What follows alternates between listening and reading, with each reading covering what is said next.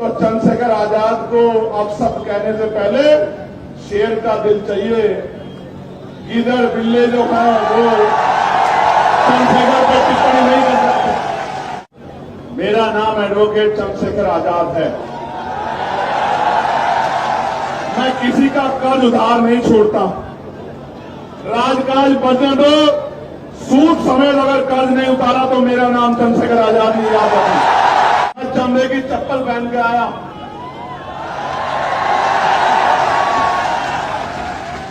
और भीम आर्मी का, आजाद समाज पार्टी का झंडा और डंडा दोनों इतने मजबूत हैं। और मैं बता देना चाहता हूं कि हम चमड़ा उतारना भी जानते हैं, उसका जूता बनाना भी जानते हैं, और समय आने पर सर पे पटक के मारना भी जानते हैं। इस बात करना चाहिए। दोनों हाथ उठा के बताओ, करना चाहिए नहीं करना चाहिए? जो लोग इधर खड़े दोनों हाथ में उठाओ, करना चाहिए नहीं करना चाहिए? प्यारे साथियों, उत्तर प्रदेश के हालात खराब।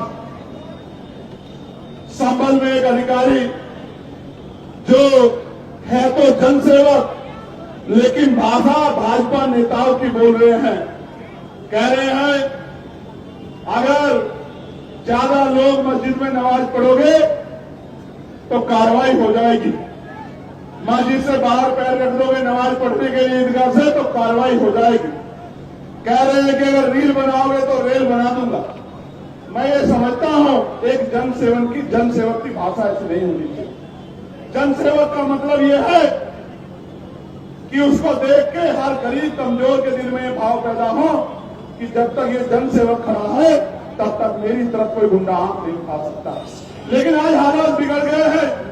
लेकिन मैं धन्यवाद दूंगा हाईकोर्ट इलाहाबाद का, जिन्होंने कल संभल के एसएसपी डीएम का मार्गदर्शन करने का काम किया। उनको कहा कि अगर आप व्यवस्था नहीं करा सकते, धर्म का पालन नहीं करा सकते तो इस्तीफा दे दो या कहीं ट्रांसफर दे दो। बहुत बड़ी टिप्पणी जो है उच्च न्यायालय ने जो है इलाहाबाद करने का काम किया और उनको अपने कर्तव्य का निर्वहन करने के लिए प्रेरित किया।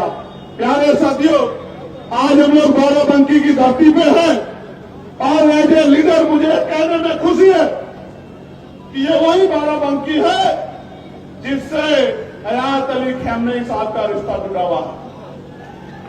ये वही बाराबंकी है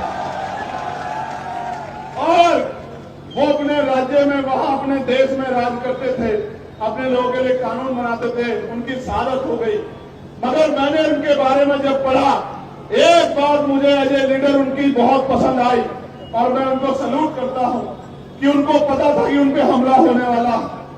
उनको बताया गया सुरक्षा एजेंसियों के द्वारा कि आप पे हमला होगा, आपकी हत्या हो सकती है।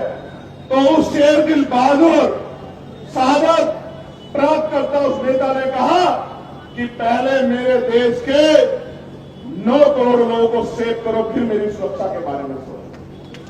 वरना नेता ये कहते हैं कि पहले मेरी सुरक्षा करो, जनता मरती है तो कल की मरती आज मर जाए। लेकिन उस बहादुर नेता की इस बात से मैं बड़ा प्रेरित हुआ।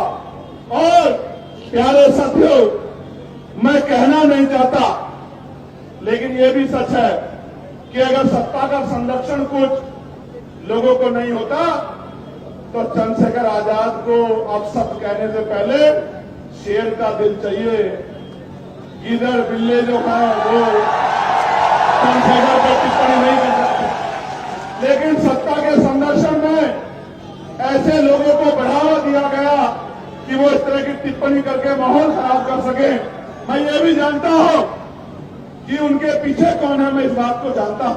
मेरी इंटेलिजेंस भी कम नहीं, मैं जानता हूं कि उनके पीछे कौन है। और मैं उन तमाम साथियों को कहना चाहता हूं, मैं पहले तो उस भाई का धन्यवाद दूंगा। इसलिए धन्यवाद दूंगा क्योंकि उसने, उसकी बार बार के हमले ने जो उसने लाइव आके किया, मेरे सोए हुए लोगों को जगाने का काम किया और बहुजन समाज के लोगों में भाईचारा पैदा करने का काम किया। मैं इसके लिए उस भाई का धन्यवाद देता हूं और उसको मैं ये बताना चाहता हूं, उसको भी, उसके आका को भी कि याद रखना, मेरा नाम एडवोकेट चंद्रशेखर आजाद है। मैं किसी का कर्ज उधार नहीं छोड़ता। राजकाज बचने दो, सूद समेत अगर कर्ज नहीं उतारा तो मेरा नाम चंद्रशेखर आजाद नहीं याद रखना। प्यारे साथियों, मैं इसलिए नहीं कहना चाहता उन लोगों पे कुछ भी, क्योंकि वो एक सोची समझी साजिश से काम कर रहे हैं। उनको पता आजाद समाज पार्टी ताकत बना रही है, और वो ये भी जानते हैं कि चंद्रशेखर आजाद और तमाम साथी आजाद समाज पार्टी के मरने मिटने को तैयार हैं, लेकिन बहुजन समाज के अधिकारों को छीनने नहीं देंगे। इसलिए वो जानबूझ के हमारे जो नौजवान शक्ति है उसको पथ भ्रष्ट करना चाहते हैं, उनका ध्यान इधर उधर करना चाहते हैं। मैं आपको कहना चाहता हूं, ऐसे किसी व्यक्ति पे मत ध्यान दो, अपने काम पर ध्यान दो। अगर आप मेरी बात पे पहरा देके अगले 6-7 महीने उस पर काम करते रहे, मैं गारंटी से कह सकता हूं कि पूरे उत्तर प्रदेश में किसी गरीब की तरफ आग उठाने वाला कोई गुंडा बचेगा नहीं। मेरी बात को आप याद रखें। प्यारे साथियों, उत्तर प्रदेश के क्या हाल है? उत्तर प्रदेश में ऐलानिया कत्ल हो रहे, ऐलानिया कत्ल। अभी बदायूं में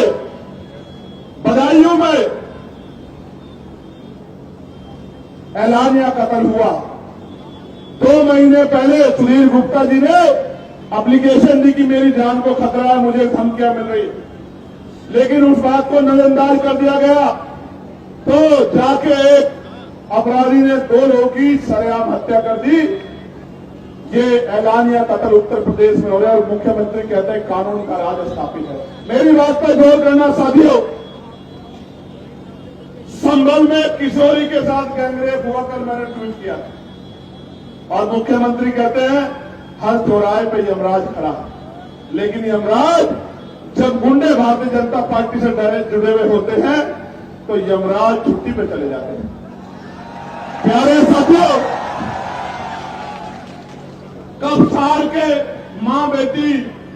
मां को मार दिया गया, बेटी को उठा ले जाया गया, और बेटी का चीरहरण मीडिया के माध्यम से हुआ, और उस परिवार से जो वादे किए थे वो पूरे नहीं किए। मैं जाऊंगा परिवार से मिलने, वहीं आंदोलन करूंगा, जब तक उस परिवार की मांगे पूरी नहीं होगी मैं नहीं बैठूंगा चैन से। और रामपुर के बिलासपुर में भी एक पुलिस की जवान के द्वारा गोली मार के हत्या कर दी गई थी, उनके साथ भी सरकार ने वादे किए थे। हाथरस के परिवार के साथ भी सरकार ने वादे किए थे, एक भी वादा पूरा नहीं किया। मैं विपक्ष के साथियों को भी कहना चाहता हूं कि जिस तरह खामनेई साहब ने बहादुरी दिखाते हुए शहादत कबूल की, आप भी डरो मत, मेरे साथ खड़े हो जाओ। इस भारतीय जनता पार्टी को 2027 में उखाड़ के फेंक देंगे हम लोग उत्तर प्रदेश में। आप डरो मत, विपक्ष के साथियों डरो मत, मुकाबला करो। शहादत जिनके हिस्से में शहादत आएगी, समाज उनको याद भूलेगा नहीं, और जो लोग अंदर से समझौता करके बीजेपी का काम करेंगे, समाज उनको भी भूलेगा नहीं। मेरी बात को आप याद रखिए। प्यारे साथियों, शाहजहांपुर में पाल समाज के हमारे बुजुर्ग के कान पकड़वा के अपमानित करने का काम हुआ। यह है उत्तर प्रदेश की सरकार जो बहुजन समाज के लोगों को अपमानित करती है। इसलिए बहुत सारी घटनाएं जो मेरी जानकारी में है, भदोही में मामूली से हैंडपंप के विवाद में जयसलाल सरोज जो चौकीदार थे, पेट्रोल डालकर जलाकर मार दिया। ये है कानून व्यवस्था। फरुखाबाद में नाबालिग दलित युवती को केरोसिन डालकर निर्मम हत्या कर दी गई। कानपुर में दलित बस्ती को जला दिया गया और महिलाओं के साथ मारपीट की गई, अभद्रता की गई। जौनपुर में 8 मार्च को थाना जाफराबाद में यश गौतम की 16 साल के बच्चे की हत्या की गई। जौनपुर के थाना खुटान में राजीव गौतम की हत्या की गई। थाना लाइन बाजार में बस चालक ललई यादव की हत्या कर दी गई। थाना जाफराबाद में प्रेमचंद यादव की जो जन सेवा केंद्र चालक थे, उनकी निर्मम हत्या कर दी गई। प्यारे साथियों, लखनऊ में सूरज गौतम नाम के छोटे से एक युवक की, जिसने सिर्फ होली की बधाई दी थी, उसकी हत्या कर दी गई। मोहम्मद उर्रे नाम के नाबालिग छात्र की सर पे गोली मार के लखनऊ प्रदेश की राजधानी में हत्या कर दी गई। बालागंज में निसार समाज की युवती की निर्मम हत्या दुष्कर्म का विरोध करने पे कर दी गई।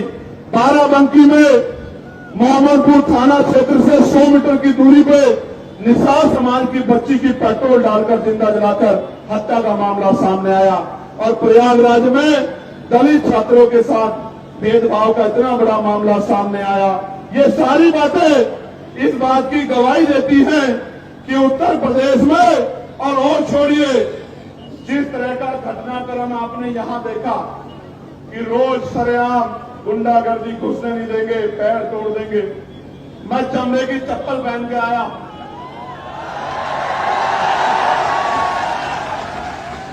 और भीम आर्मी का, आजाद समाज पार्टी का झंडा और डंडा दोनों इतने मजबूत हैं। और मैं बता देना चाहता हूं कि हम चमड़ा उतारना भी जानते हैं, उसका जूता बनाना भी जानते हैं, और समय आने पर सर पे पटक मारना भी जानते हैं। इस बात को भूलना ना कोई।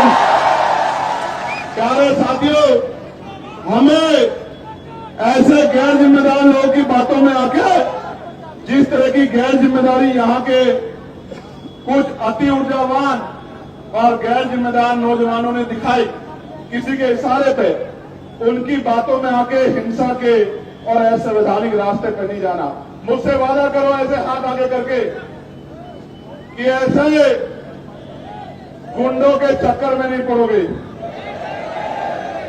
और अनुशासन में रह के संवैधानिक दृष्टिकोण से महापुरुषों के रास्ते पर चलने का काम करोगे। पक्का? प्यारे साथियों, मैं कहना नहीं चाहता था, लेकिन ये बात बतानी जरूरी है। हालांकि मैं इन सब चीजों से डरता नहीं, लेकिन प्रशासन को भी पता हो कि अब जब हम आ रहे थे, एक पुल पर चढ़ के कुछ लोगों ने पत्थरों से, ईंट के टुकड़ों से हमारी गाड़ी पे उनको फेंकने का काम किया। उनको लगता है कि इन चीजों से हम लोग कर सकते हैं। ये हम पे हमला नहीं है, मेरा भरोसा करो, ये उत्तर प्रदेश की कानून व्यवस्था पे हमला है, ये खाकी के इकबाल पे हमला है, ये उत्तर प्रदेश के मुख्यमंत्री के साथ में वो जो तुर्रम खा वाले भाषण देते हैं, उनके भाषणों पे हमला है। हम तो सत्ता में नहीं है, हम तो सत्ता में नहीं है, लेकिन सत्ता द्वारा पोषित गुंडे अगर इस तरह का कार्य करते हैं तो वो मुख्यमंत्री को चैलेंज करते हैं, उनकी कानून व्यवस्था को चैलेंज करते हैं। हमको नहीं कर सकते। हम तो संविधान को मानने वाले लोग हैं। और मैं आपको कहना चाहता हूं, जिस दिन से हम लोगों ने मोर्चा लिया है, जानबूझ के हमारे खिलाफ इस तरह के भाषण की, भाई हम किसी धर्म के इष्टों को, भगवानों को आपत्तिजनक शब्द कहते हैं, हम एक धर्म के खिलाफ इस तरह की बातें करते हैं, इस तरह का जानबूझ के हमारी शक्ति, जो आजाद समाज पार्टी की ताकत बढ़ रही है, उससे डर के इस तरह का दुष्प्रचार किया जाता। मैं गारंटी देता हूं, मैं वकील हूं।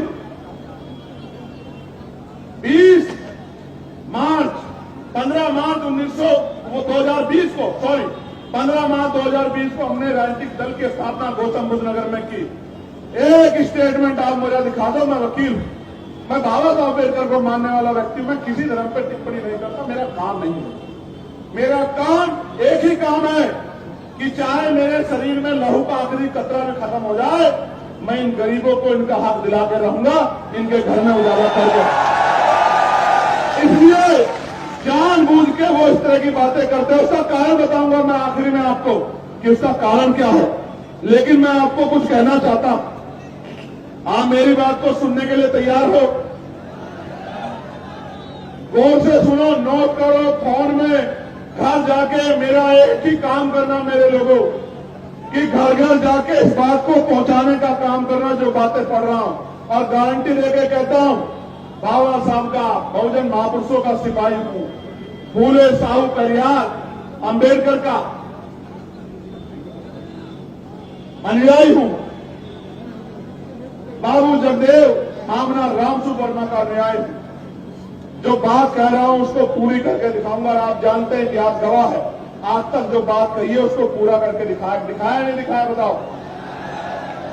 प्यारे साथियों, जैसे ही हमारी सरकार 2027 में बनेगी, 1 साल के अंदर सभी खाली पदों को, सरकारी खाली पदों को हम लोग भरने का काम करेंगे। मेरी बात को आप याद,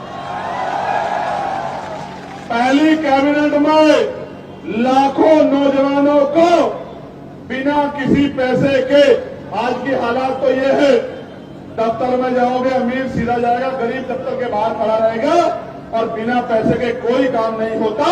मैं गारंटी देके कहता हूं, आजाद समाज पार्टी की ताकत बनेगी, अधिकारी सबसे पहले कुर्सी बिछवाया करेगा गरीबों के लिए, चाय पानी पूछा करेगा, उसके बाद की समस्या का हल किया करेगा, फिर अपनी कुर्सी में बैठा करेगा। तो बिना किसी रिश्वत के गरीब के बच्चों को पारदर्शी परीक्षा करा के पूरे बैकलॉग को भरने का काम हम लोग करेंगे। दलितों पिछड़ों को नौकरी उन बच्चों को देने का काम करेंगे जो पढ़े लिखे बेरोजगार घूम रहे हैं। प्यारे साथियों, ब्लॉक स्तर पे आवासीय विद्यालयों की व्यवस्था की जाएगी कि जो बहुत गरीब बच्चे हैं, जिनके माँ बाप उतना पैसा नहीं कमाते, उनके रहने के लिए और पढ़ने के लिए आवासीय विद्यालय बन जाए ब्लॉक स्तर पर। तहसील स्तर पर आईएएस, पीसीएस और अन्य प्रतियोगी परीक्षाओं के लिए तैयारी के लिए व्यवस्था कराई जाएगी, कोचिंग सेंटर बनाए जाएंगे, वो भी बिल्कुल मुफ्त होंगे, जिसमें गरीब के बच्चे भी अच्छी कंपटीशन की तैयारी कर सकते होंगे और कामयाब हो सकते होंगे। डिजिटल युग में यदि नगर पालिका स्तर पर संचालित लाइब्रेरी हाईटेक सुविधाओं से लैस हो जाए तो स्थानीय बच्चों को पढ़ाई में अधिक से अधिक लाभ मिल सकता है। उसको हाईटेक करने का काम हम लोग करेंगे। ऐसा बड़े से बड़े प्राइवेट स्कूल में लाइब्रेरी नहीं होगी, जैसी हम लोग पंचायत स्तर पर बनाने का काम करेंगे गरीबों को आगे बढ़ाने के लिए। क्योंकि बाबा साहब अम्बेडकर ने कहा था कि शिक्षा सेनी का वो दूध है जो पिएगा वो दहाड़ेगा। और संत गाडगे जी महाराज ने कहा था कि एक रोटी कम खाना, अपने बच्चों को जरूर पढ़ाना। अगर थाली ना हो तो हाथ पे रख के खाना, लेकिन अपने बच्चों को जरूर पढ़ाना। इसलिए कह रहा हूं, आज पुलिस के भाइयों ने बहुत अच्छा रोल अदा किया। मैं पुलिस के भाइयों को भी कहना चाहता हूं, इनकी वेतन विसंगता दूर करेंगे, 8 घंटे की ड्यूटी करेंगे, सप्ताह में 1 दिन छुट्टी करेंगे और बॉर्डर स्कीम को समाप्त करने का काम करेंगे। इस बात का भी मैं लोगों को विश्वास दिलाने का काम। प्यारे साथियों, पीआरडी के जवानों को, होमगार्ड भाइयों को, पीआरडी के जवानों को राज्य कर्मचारी का दर्जा, होमगार्ड भाइयों बहनों को राज्य कर्मचारी का दर्जा और पंचायत सहायकों को भी उचित मानदेय दिलाकर उनको भी राजकीय कर्मचारियों का दर्जा दिलाने का काम हम लोग करेंगे। मेरी बात को आप याद रखना।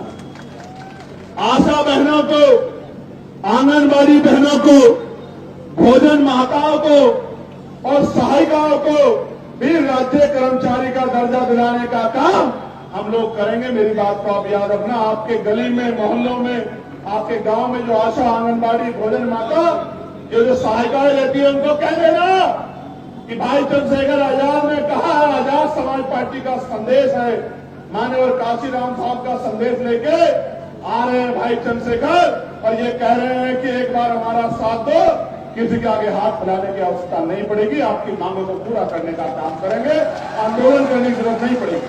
प्यारे साथियों, संविदा व्यवस्था को समाप्त कर कर्मचारियों को नियमित किया जाएगा और नियमित होने तक 25,000 रुपए कम से कम वेतन देने का काम राज्य सरकार करेगी। इस बात का भी मैं आपको विश्वास दिलाता हूं।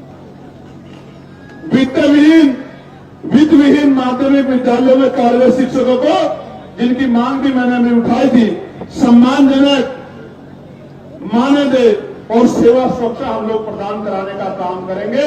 4 लाख से ज्यादा टीचर हैं, 23,000 से ज्यादा स्कूल हैं। मैं उन सबको कहना चाहता हूं, सबको देखा बारी बारी, एक बार मौका दो आजाद समाज पार्टी काशीराम को, 1 साल के अंदर आपकी मांगों को पूरा करने का काम करेंगे। इस बात को आजमा के देख लो। प्यारे साथियों, मैनुअल सफाई व्यवस्था समाप्त की जाएगी और मशीन आधारित व्यवस्था लागू की जाएगी।